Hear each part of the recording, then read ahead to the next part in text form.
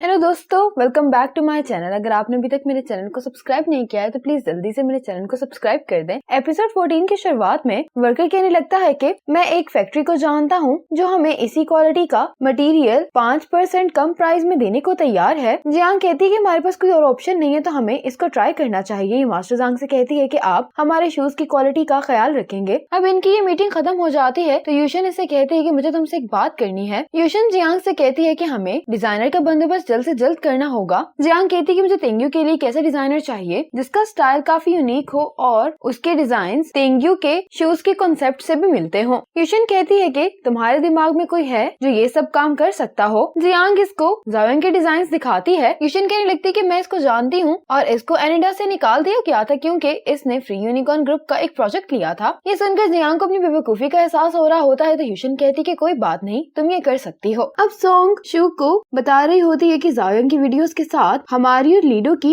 Popularity बढ़ती जा रही है। शू कहता है कि तुमने इस दफा अच्छा काम किया है। अब ये वर्कर इस फैक्ट्री के ऑनर जिसका नाम लियो होता है उसको कॉल करके कह रहा होता है कि मुझे बहुत मुश्किल से तुम्हारी फैक्ट्री के लिए काम मिल गया है। अब शू ऑफिस में होता है, ये गोंगली से तेंग्यू की कंडीशन के बारे में पूछता है। गोंगली कहता है कि फ्री यूनिकॉर्न ने अपने ऑर्डर की पेमेंट तेंग्यू को कर दी है लेकिन मसला ये है कि तेंग्यू को बहुत ही थोड़ा प्रॉफिट हुआ है। शू कहने लगता है कि उम्मीद करता हूँ कि जियांग इन पैसों का सही से इस्तेमाल करेगी। शू अब गोंगली से जियांग का वर्क शेड्यूल पूछता है तो गोंगली कहता है कि जियांग आजकल मार्केट के बारे में रिसर्च कर रही है। वो सुबह 8 बजे से लेकर रात 8 बजे तक काम करती है और वीक में कोई छुट्टी भी नहीं करती। ये सुनकर शू कहता है कि अगर वो इतनी मेहनत नहीं करेगी तो वो कभी भी जीत नहीं पाएगी। आज जायांग लीडो डिपार्टमेंट के लिए जो पेंटिंग कर रही होती है, जियांग भी उसको देखने के लिए आई होती है। यहाँ पर गाओई जियांग को देख लेता है लेकिन जैसे ही जियांग गाओई को देखती है यहाँ से चली जाती है। अब मॉल में जियांग को इसकी पुरानी दोस्तें मिलती हैं। इसकी एक फ्रेंड कहने लगती है कि क्यों ना जियांग तुम हमारे साथ चलकर कॉफी पियो। वेंचन की फियांसे कहने लगती है कि जियांग अब एक फैक्ट्री चलाती है, उसके पास हमारे साथ कॉफी पीने का वक्त नहीं होगा। ये जियांग की काफी इंसल्ट कर रही होती है। जियांग इसके पास आकर कहती है कि अब तुम्हें पता है कि मैं बिजी हूँ तो फिर मेरे रास्ते से हट जाओ। ये कहकर जियांग यहाँ से चली जाती है और दूर खड़े जायोंग और गाओये भी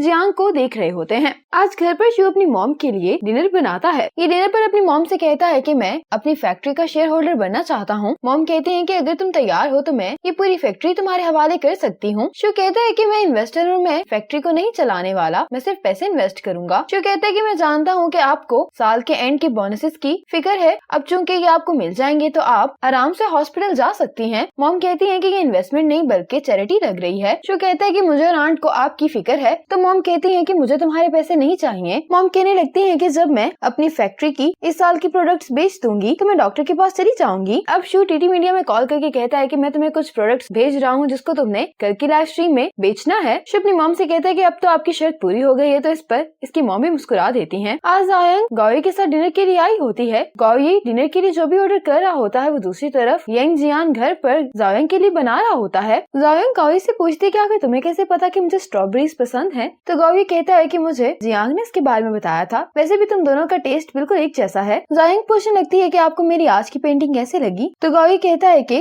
तुम्हारी पेंटिंग काफी अच्छी थी, मुझे लगता है कि तुम्हारा पेंटिंग स्टाइल चाइनीज है जो कि एनिडा ब्रांड को बिल्कुल भी सूट नहीं करता। जायोंग कहती है कि तुम भी ऐसा ही सोचते हो। गाओई कहने लगता है कि मुझे बहुत बुरा लगा था कि जब तुम्हें एनिडा से निकाल दिया गया था लेकिन तुम इसके लिए जियांग को इल्जाम नहीं देना। बाहर से तो उसकी पर्सनैलिटी बहुत ही रूड लगती है लेकिन उसका मकसद किसी को भी नुकसान पहुंचाना नहीं होता कभी भी। जायोंग कहती है कि कुछ वक्त के लिए मैंने जियांग को इस सब का जिम्मेदार ठहराया था लेकिन उसकी फैमिली के साथ जो कुछ भी हुआ तो मुझे नहीं लगता कि अब मुझे उसको इल्जाम देना चाहिए और वैसे भी वो बहुत मुश्किल में अपनी फैक्ट्री चला रही है। ये सुनकर गाओई कहने लगता है कि क्या बॉशिंग के इन्वेस्टर्स ने जियांग पर बहुत ज्यादा प्रेशर डाला हुआ है। तो जायोंग कहती है कि क्या जियांग ने आपको ये बात नहीं बताई। गाओई इस बात का कोई जवाब नहीं देता और इतने में इनका डिनर आ जाता है। दूसरी तरफ यंग जियान ने भी बिल्कुल सेम ही खाना टेबल पर लगा दिया होता है। इतने में जायोंग की मॉम यहाँ पर आती है लेकिन यंग जियान को लगा होता है कि जायोंग आई होगी। यंग जियान जायोंग के बारे में पूछ रहा होता है तो मॉम बताने लगती है कि वो आज घर नहीं आएगी क्योंकि वो डेट पर गई हुई है। यंग जियान पूछता है कि वो किसके साथ गई है तो मॉम कहती है कि मुझे ये तो नहीं पता लेकिन उसको देख के लग रहा था कि वो उसे काफी पसंद करती है। ये सुनकर यंग जियान थोड़ा सा अपसेट दिखाई दे रहा होता है और फिर यंग जियान यहाँ से चला जाता है। यंग जियान यहीं पर बैठा होता है और ये जायोंग को गाओई के साथ आता हुआ देखता है। जायोंग घर पर आने के बाद गाओई का स्केच बना रही होती है, काफी खुश दिखाई दे रही होती है जबकि दूसरी तरफ यंग जियान फिशिंग करने के लिए आया होता है लेकिन ये बहुत ज्यादा उदास होता है। आज गाओई जियांग से मिलने के लिए तेंग्यू आता है। गाओई जियांग को देखकर कहता है कि क्या तुम्हें फैक्ट्री में रहने की आदत हो गई है। जियांग कहती है कि तुम्हें इस तरह से बात शुरू करने की कोई जरूरत नहीं है। गावी कहता है कि अगले हफ्ते लीडो का एक स्पोर्ट्स फेस्टिवल होने वाला है।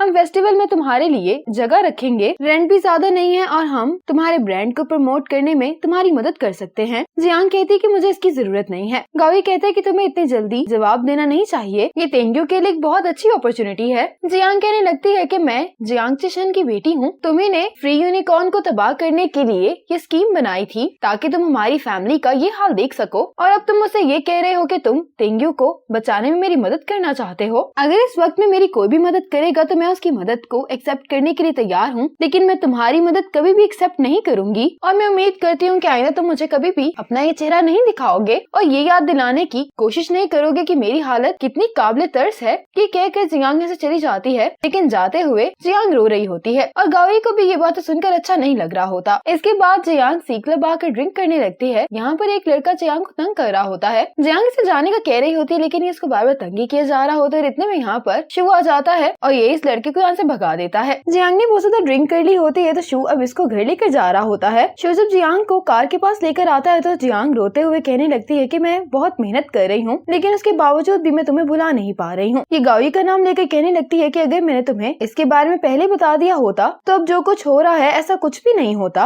और शू गावी का नाम सुनकर हैरान हो गया होता है। शू जियांग से कहता है कि गौर से देखो आखिर मैं कौन हूँ। तो जियांग कहने लगती है कि गावी मैं तुम्हें पसंद करती हूँ। शू जियांग से कह रहा होता है कि तुम बहुत ज्यादा ड्रंक हो और फिर जियांग शू को किस कर देती है और उसके बाद ये नीचे गिर जाती है। अब शू जियांग को गाड़ी में लेकर जाने वाला होता है कि यूशन की कॉल आ रही होती है। शू यूशन की कॉल उठा लेता है और फिर शू जियांग को यूशन के ही घर ले आता है। यूशन शू से कह रही होती है कि मुझे माफ करना, तुम्हें इतनी रात को इसको यहाँ पर लेकर आना पड़ा। शू कहता है कि कोई बात नहीं और फिर शू यहाँ से चला जाता है। जियांग सो रही होती है और यूशन अब जियांग के टॉवल से हाथ साफ कर रही होती है और घर पर जाने के बाद शू जियांग का वीचैट देख रहा होता है और गावी के बारे में सर्च करने की कोशिश कर रहा होता है। जियांग तो यूशन के घर पर आराम से सो रही होती है, लेकिन शू को रात में बिल्कुल भी नींद नहीं आ रही होती और इसको जियांग के साथ गुजारा हुआ टाइम याद आ रहा होता है। जियांग की सुबह जब आंख खुलती है तो शू इसके साथ लेटा होता है, लेकिन जियांग ये सपना देख रही होती है और उठकर देखती है तो इसको मालूम होता है कि ये यूशन के घर पर है। इतने में यूशन यहाँ पर आकर कहती है कि मैंने तुम्हारे लिए कुछ कपड़े रखे हैं, तुम उनको चेंज कर सकती हो। जियांग कहने लगती है कि मुझे माफ करना, कल रात आपको मुझे आकर पिक करना पड़ा। यूशन कहती है कि तुम्हें कुछ भी याद नहीं है। जियांग कहती है कि कल रात मैंने कुछ ज्यादा ही ड्रिंक कर लिया था इसलिए मुझे कुछ भी याद नहीं है। यूशन कहती है कि फ्यूचर में इतना ड्रिंक नहीं करना, ब्रेकफास्ट तैयार हो गया है, नीचे आकर वो कर लो। यूशन के यहाँ से जाने के बाद जियांग सोच रही होती है कि आखिर इसको ये सपना क्यों आया है। आज शो जब कंपनी आता है तो ये बहुत ही अजीब सा फील कर रहा होता है और कुछ सोचने के बाद यहाँ से चला जाता है। दूसरी तरफ फैक्ट्री में काम हो रहा होता है, लेकिन 3 वर्कर्स बैठकर यहाँ पर कार्ड्स खेल रहे होते हैं। जियोन यहाँ पर आता है और इनके कार्ड्स नीचे फेंक देता है और गुस्से में पूछने लगता है कि आखिर तुम लोग कार्ड्स क्यों खेल रहे हो यहाँ पर बैठकर। प्रोडक्शन डायरेक्टर इसकी तरफ गुस्से से देखता है और इसी मोमेंट पर एपिसोड 14 खत्म हो जाती है।